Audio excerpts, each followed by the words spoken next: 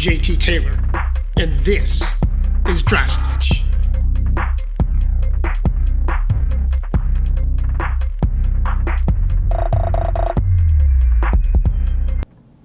Hey guys, welcome to Dry Snitch. This is episode 7. I'm JT, I'll be your host. So my co-host, Melissa, is not with us today.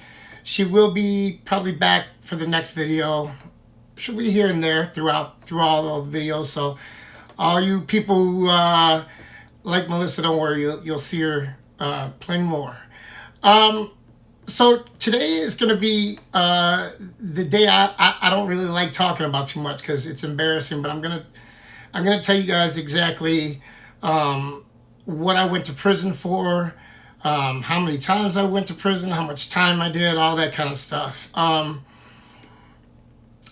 And none of this is ever easy to talk about because it's a life that it seems like forever ago, even though it was not even a decade ago that this all stopped. And but my life is so far from there now that it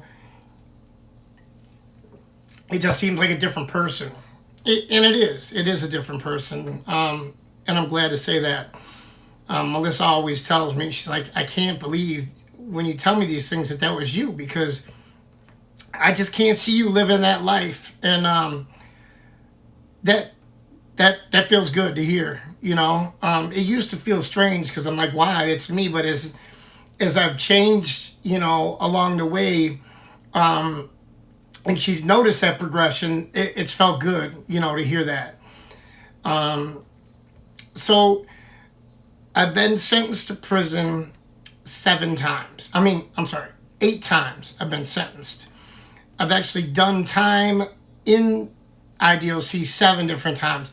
One of the times I went to Stateville, which is the receptions and classification, and I got there and I had already had half my time in the county, so they kicked me out. It's called a dress in and dress out. I dressed into the prison, yellows in there or whatever, and then dressed out into my clothes that I'd go home in, and went home the same day.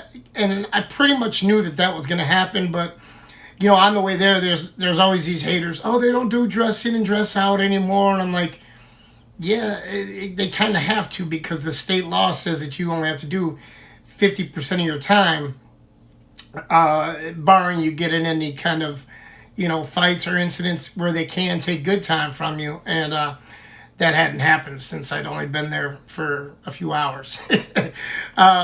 So the other 7 times have all been, I believe every time was for, the only thing I've ever really been arrested for is like retail theft, which is shoplifting, but higher end stuff. I was stealing, like $1,000 coats and from Nordstroms or the Apple store. I was stealing the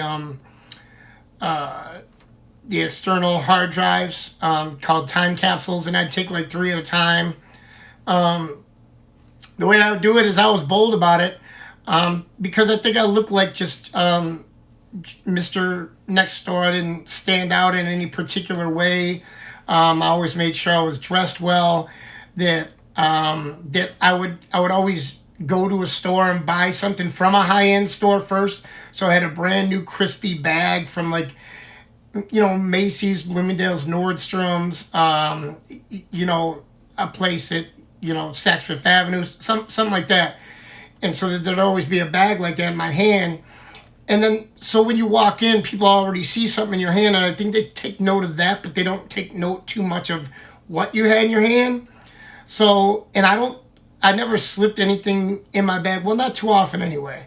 I would usually have the bag in my hand, and if, say, I was going to take like 3 of those time capsules, I would take one in the hand and like cup it under my, under my arm, but above the bag in that hand.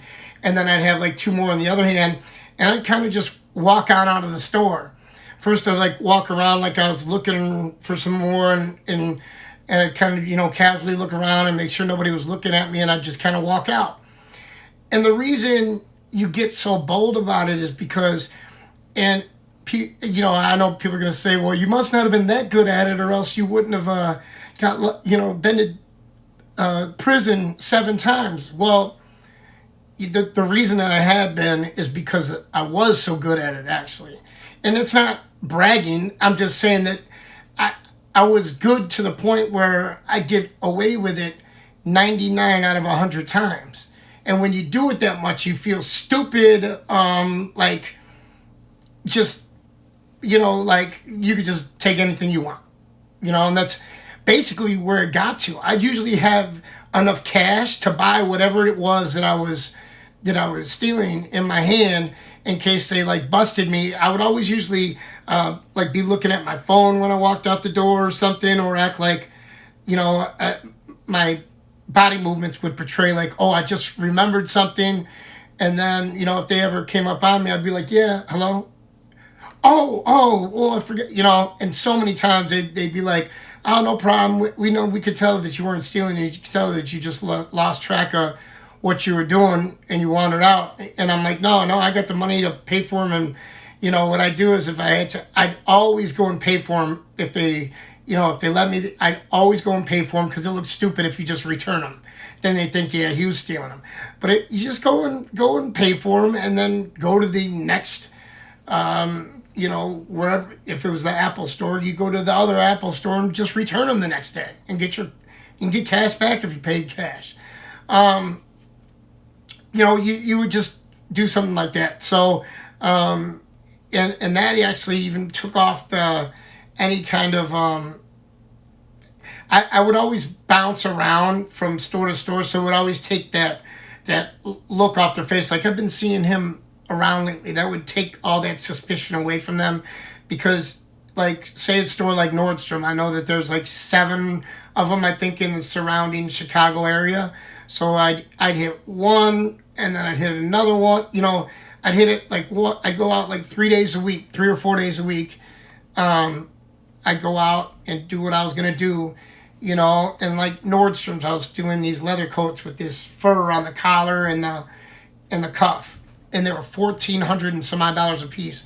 Nordstrom used to have the most ridiculous return policy ever. It was so criminally friendly, it's not even funny. Like, if you took something from Nordstrom, if you brought it back with the tags, you didn't need no receipt, no questions asked. Here's your money back. What form would you like that in? Did you want it in a on your credit card? Did you want it, how did you want it? And sorry, my dog's got a little jumpy about somebody. I thought somebody must have knocked on the door, but nobody was there. Anyway, so you would just say, I'll take cash, no big deal. And I'd have 3 of them. No, I'm sorry, I would never take 3 of those at a time. I'd take 2, and they're handing you almost $3,000 in cash right in your hand. But if you're taking them around Christmas time, they didn't think a thing of that at Nordstrom's. Nordstrom is big money people. They didn't used to have the metal or the sensors at the door. They had security. They had high-end camera use and stuff like that. But they didn't want to make their customers feel like they were like amongst people who were actually of the criminal element. So they wouldn't put those sensors up, and the workers there were always lazy. They'd actually have a thing on the back of the tags. On the back of the tag, they would stick what they called a shank. That's what they called it among other workers. And it was a UPC. It was basically a gift receipt on the back of something. When that came back, they were supposed to always tear that off so that nobody else could just grab it and bring it to the counter and return it. And I don't know what's going on at Nordstrom, but it seemed like half the stuff on every rack had one on it. I mean, everything at that store has been bought and returned 2 or 3 times already. It's crazy. So I would have no problem returning stuff at Nordstrom's ever. So it was just the way it was, and I try to take it out of my mind, like, hey, I'm not hurting anybody. They're insured for this stuff. But the truth is, I saw a study, and this was years ago, that the average consumer pays about $300 more every year because of retail theft that it happens. So the insurance that they got to pay is added into the price of the items, and the average consumer spends about $300 a year more. It's probably more like $600 or $700 now, because that was probably 15 years ago I saw that. So in truth, I'm hurting everybody. No, I was never going to go into anybody's house and take anything. I got so aggravated one time. Yeah, I got on my haunches because in one of the counties, I think it was Lake County, and now DuPage is doing it too. When they charge you with retail theft, now they're starting to charge you with burglary as well. Not residential burglary, but anybody sees burglary on a background check, they're going to think that you went in somebody's house. And so years ago, I had some kind of retail theft out in Lake County. I think I was in the county somewhere else, and they brought me there during the day. Like, they writted me into court from another county, and I went there during the day, and they're like, just plead guilty to this, and it's going to go with whatever sentence you're doing on the county that you're currently at. So I said, okay, but only if you change the name of the charge from burglary to retail theft. And so they changed it to retail theft. When I did a background report some time ago, it still says burglary. They messed up my background report. Luckily, there's not many things on there because it's supposed to fall off after 7 years. It doesn't have to. States can go back as long as they want. Generally, they can't. Well, Illinois is one of those ban the box states, saying that on a application for employment, they can't ask whether or not you've been convicted of a felony or anything anymore. So they will want to at least give you the chance to get to the interview, and that's great. But that's a very small step. And hey, listen, I understand. I wouldn't hire me either if I worked at a bank or something like that. But come on, a retail theft, that's shoplifting. I bet you at least 90% of you have committed that at one time. Whether it was a candy bar or something else, I bet you've done that before, And I'm not trying to say that I'm the same. No, obvious, no way. And it's crazy because at first they count those as misdemeanors, even if they're over. The law used to be $150. Now I believe they changed it to $500. But if you've had more than 2 of them in your background, they can upgrade a candy bar to a felony now. And that's bad news for somebody like me, because they're going to look back and they're going to see, oh, he's got 50 of them in his background, and every time they're going to try to upgrade it to a felony, and they're not going to just try, they're going to succeed.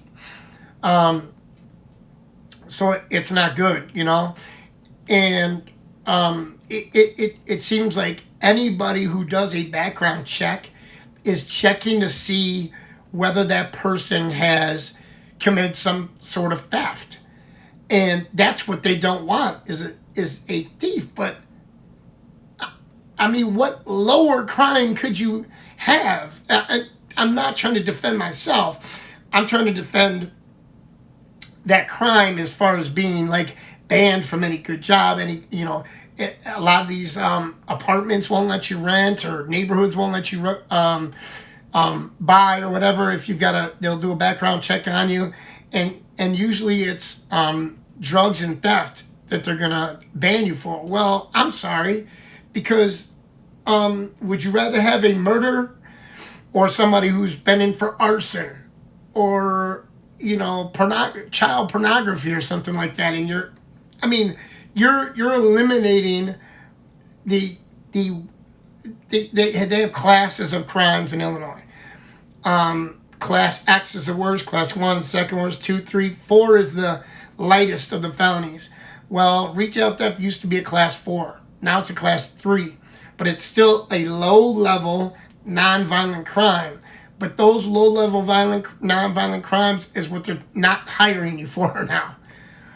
I mean, my wife works at a large big box retail store, and they specifically are looking for retail theft on their background checks, and they're not hiring them. So I've got a lot of adversity to overcome. It's okay. I'm not. Listen, that's my bed. I gotta lay in it. I'm not boo-hooing. I'm not doing anything. I'm trying to tell you guys, if there's anybody who's walking that lane or might have committed one or is in that lifestyle now, stop. I'm telling you right now, stop. You don't even realize how much it handcuffs you. You know, right now where I live, I can't even be on the lease legally here because I've got what I've got in my background. So me and my wife's name is on it and mine's not because of my background. And I've been on here for 5 years or more, you know, and it's crazy, you know, that I kind of got to like, I can't go get like the pool pass. I can't go get an extra mail key because I've committed retail theft. But yet if I had an attempted murder, aggravated assault, oh, I'd be welcome. You know, it's crazy. It really is. So remember that, you know, and those are almost always drugs done out of necessity to afford a drug habit like I had, a heroin addiction. You never would want to have to do that while you were sick. It'd be much harder to play off because you're sweating.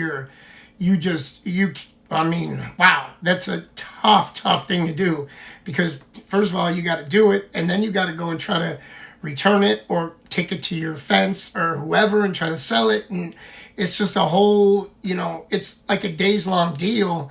You know, you better get out early, you know, because it's going to be a while before you get your fix, if that's what you want to call it.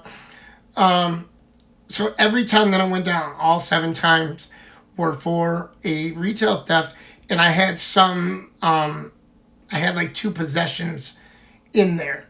One had a possession with it, and another one, I think, was a possession and separate from a retail theft. But I think all sentences were actually from a retail theft. They were either from a retail theft or a possession of controlled substance. And that's it. You know, to say I've been down 7 times is so embarrassing. Like my wife always asks, but how? Why would you go back? You know how bad it is. Why would you go back? And the recidivism rate is at a all-time high for a reason, because as humans, most of us tend to try to block out, not remember all that bad stuff. You know, you don't play the tape through to the end. You think about, you know what? I'm sober now. I'm clean. I'm looking fresh. I just got out of jail. Got the bedroom body. I got everything going.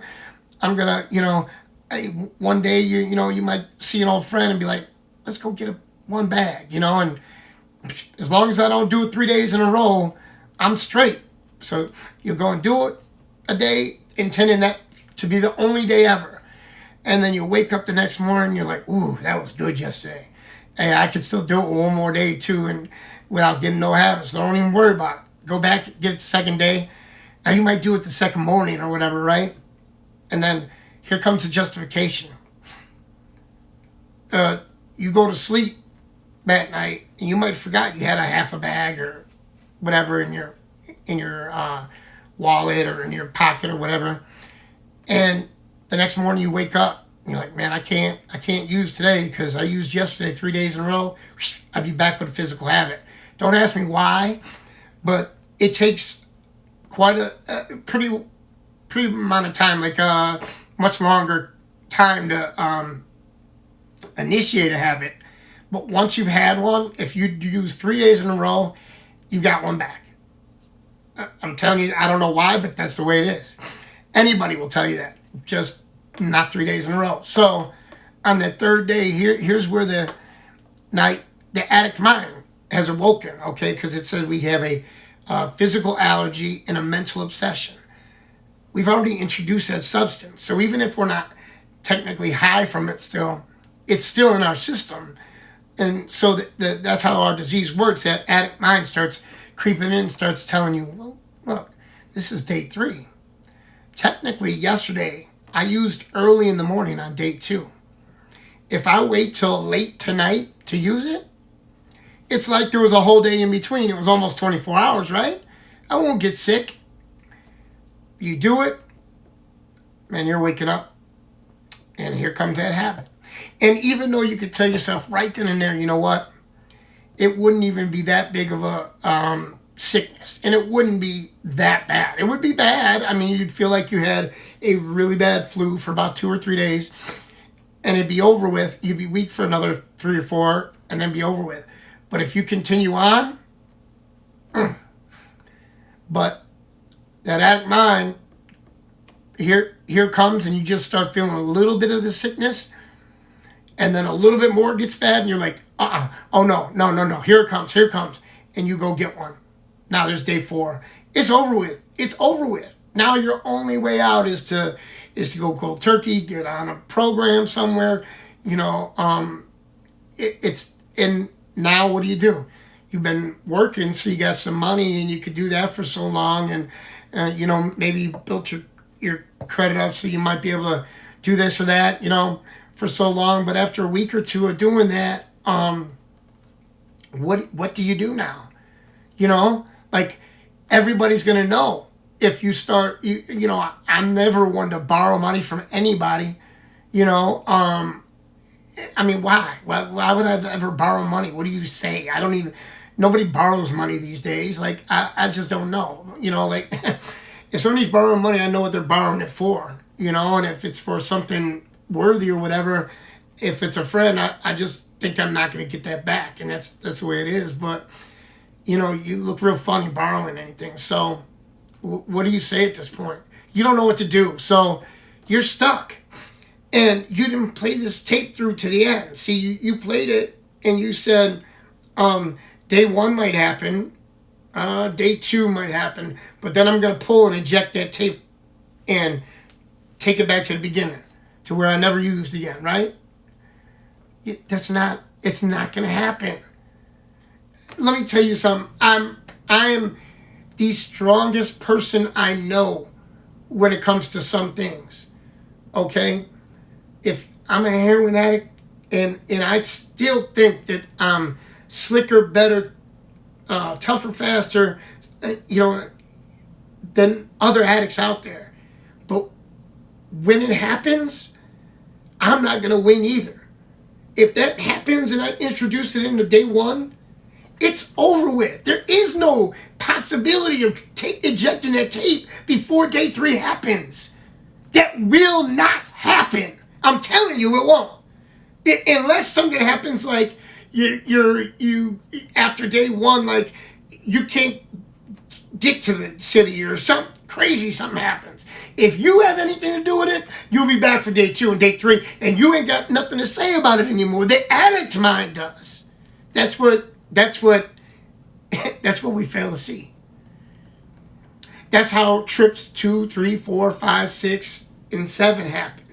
And 8 just got out, That's how those happen. I don't think I'm stupid. I got a pretty decent, vocabulary. My adding and math skills are pretty good.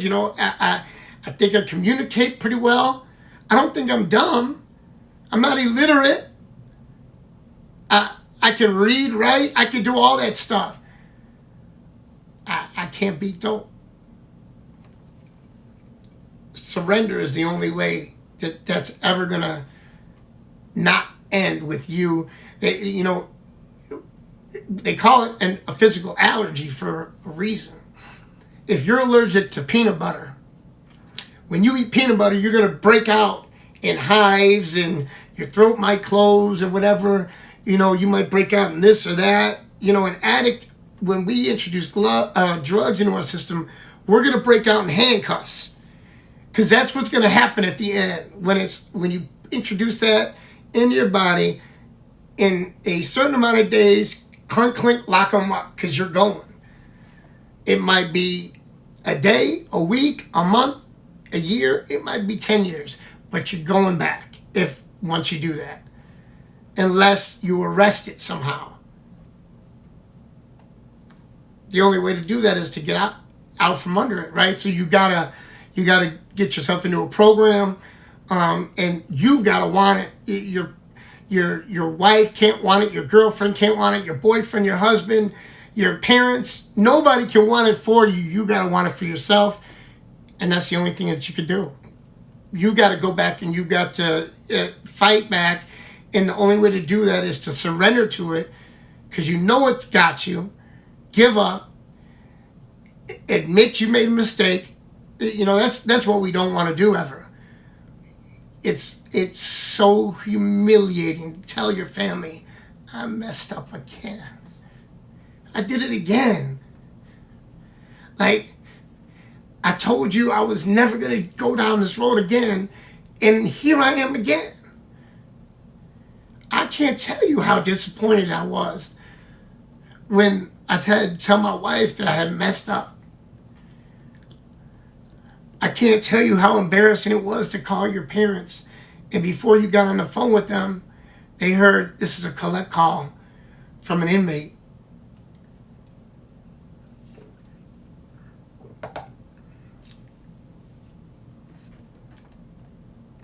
Yeah, it steals your sense of self-worth, your self-esteem, any kind of pride that you held in yourself. All the accolades that people were giving you for saying, look what he's done, look what she's done with her life. Look how she turned it around. Nah. She was fooling us, he was fooling us. They didn't really want that. They were just fooling us for long enough to get away with it, to do it again. And that's probably not true. If you were like me, every time you messed up, you meant it when you said, I'm never going back again. I remember being in prison, I think it was my second time. And it was unusual. I was in receiving, and they sent me down to Central Illinois to this place called Graham, and it was a 4-man cell. And there was a guy in there who I think he was about my age now. This was 15 years ago. And he was probably like 48, 49, and he looked about 65. And he told me he'd been to the joint 9 times. I looked at him, I didn't say it, but I thought in my head, man, you're a loser. What kind of idiot goes 9 times? I've been sentenced 8. I'm the same man as he is. I probably don't look how I think I look. I probably don't, come across like I think I come across. It takes everything from you. It took everything from me. It's going to take everything from you too, and I promise you that, unless you surrender. By surrendering, it could be whatever kind of surrendering you want to do, but it's got to be a complete surrender. There is no, surrendering part way and using on the weekends, or, I'll do this, but I'm not going to do that. No, there is none of that.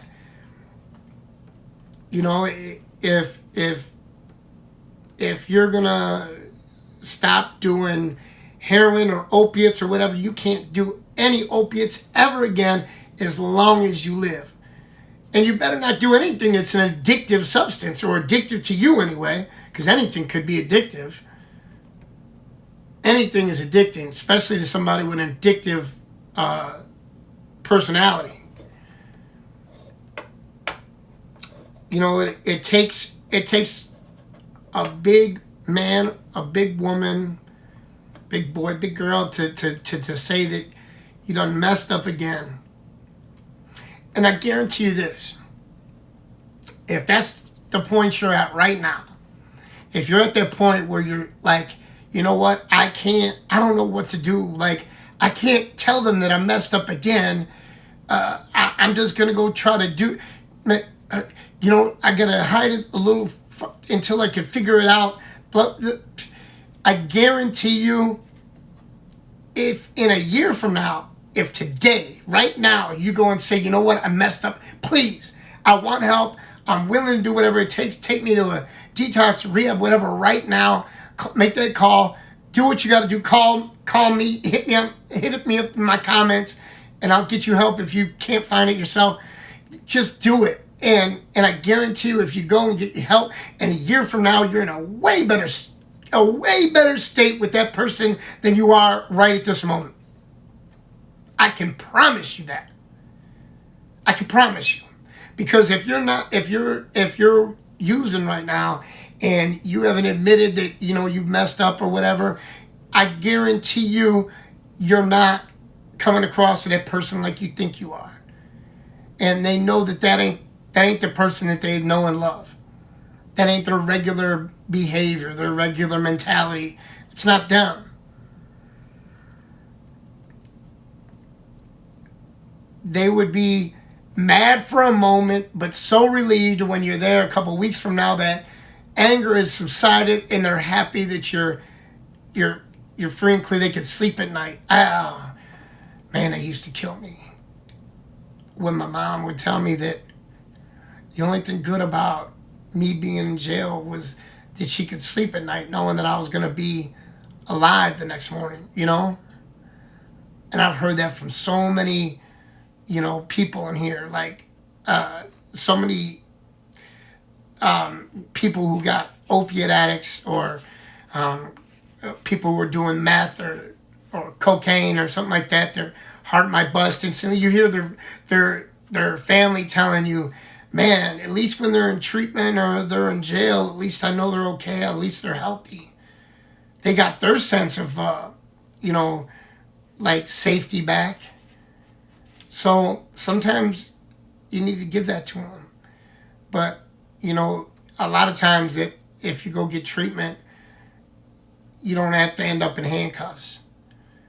You can end up at a 12-step meeting. You can end up at wherever, you need to be that's better than where you are right now. And that's clean, You'll start getting that self-esteem back. You'll start getting that pride back again. You might have to go to the gym if you want to get that bedroom body back, but you could get it all back. But you got to surrender first. And that step is really hard. And so if you're there and you're ready to make it right now, please make it. And if somebody sent you this video, it's because they love you. It's because they love you. It's because they're concerned about you and they love you. And I'm not saying that they think that you're using right now or whatever, it doesn't matter, but they love you and they want to know that you're okay, And trust me, if that's what you need to do right now, just do it. Air your dirty laundry, throw it out there. I just threw it out there in front of however many people. This thing's going to be on YouTube and whatever other forum that it's going to be at till the end of days. I don't know. There might be millions of people who see this. I don't know. Maybe 1, maybe 10 million. I don't know, but I just aired it for anybody to see it. One thing's for sure, my family and friends are going to see it. So, that's not easy to do, but I'm hoping to do it to benefit somebody, that they don't have to go through that they don't have to sit here and make this kind of video. They can make a happy video, or, look at me now video, you got your groove back, and your name ain't got to be Stella. You could get it all back, and it doesn't take long. Wow. When an addict puts their mind to doing something, man, they improve quick. It's a miracle what even a week will do to somebody who's been out there and, living rough for the last few months or weeks or years, So, that's all, folks. I know this one's not too entertaining. It's not too funny. But I'm hoping it could save somebody's life. So if there's somebody who who might need to see this video, please, send them the link, or, you know, tell them, hey, go check out Dry Snitch. Episode 7 was real, you know, good, you know. He's talking, you know, to the addict in that one, and not so much the families and friends. I'm talking to everybody, though, you know. And please remember, nobody woke up today saying, man, I hope one day I can be an addict. I hope one day I can be a prisoner, go to prison, jail. That's not nobody's intent. Nobody wants to end up like this, behind these bars. Nobody wants to end up like that. Nobody wants to end up making a YouTube video talking about how many times they've been to prison and tell them, oh, by the way, I spent a total of about 15 years locked up. Now I'm 48. I'm sorry, I just turned 49. I was used to say I'm 49 years old, and I've done 18 is when you become an adult. So that means there's been 31 years as an adult. 15 of them were locked up.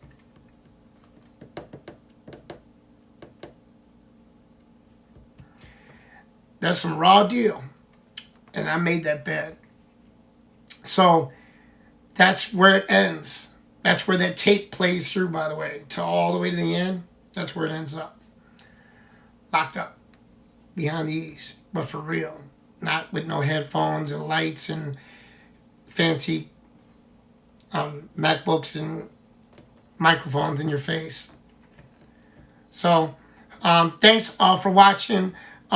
Please remember to pass it on. If there's somebody out there, there's so much help out there, whether you got insurance or not. There's treatment programs out there. Just call around. If you can't find somebody, say something in my comments, and I'll find some help for you. I'll help you out the best I can. I'm pretty sure I can find you something, whether you got money or insurance or not. But that's it. Thanks guys for watching. And we'll hope to get back to that happy place. Remember, Dry Snitch, this isn't what this is about every week, by the way.